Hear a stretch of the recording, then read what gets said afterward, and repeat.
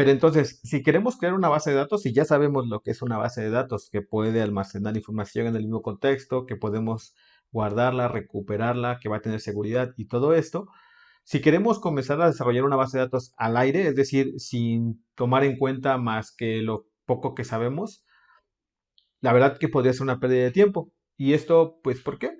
Porque para crear una base de datos deberíamos de seguir un proceso. Si bien este proceso que yo muestro es algo que yo recomiendo personalmente, eh, puede haber más pasos en medio de este proceso para la creación de una base de datos correctamente.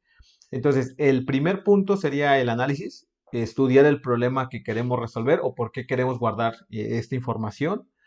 Y de aquí seguiría el diseño, representar en un modelo entidad-relación, que ahorita vamos a hablar de eso, todos los factores, todas las cosas que están involucradas en la información, en los datos que queremos guardar. Y ahora sí, por último, ya tenemos la creación como tal de la base de datos, que sería codificar en un lenguaje SQL, que es un lenguaje de consulta, la creación de las tablas, de las consultas, de las modificaciones, etcétera, ¿no?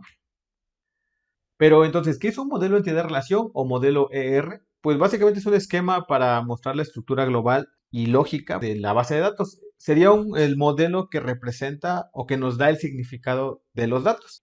Tenemos que emplea tres conceptos, que sería un conjunto de entidades como tal en el mundo real, las cosas que tenemos como datos, el conjunto de relaciones, es decir, cómo es que un objeto de la vida real se relaciona con otro.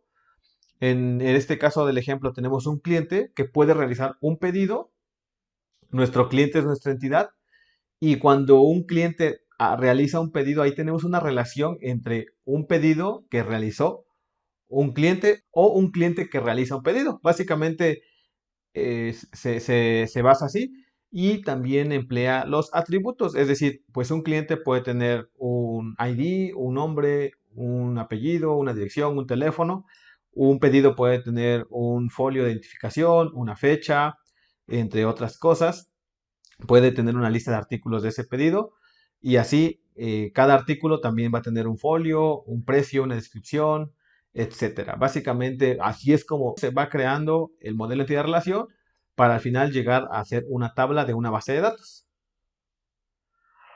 Una vez que tenemos nuestro modelo entidad de relación, ahora sí podemos crear el modelo relacional, o sea, ya todos los datos que nosotros identificamos en este concepto los vamos a convertir a tablas que van a representar esos datos. O sea, las tablas van a estar compuestas por las filas.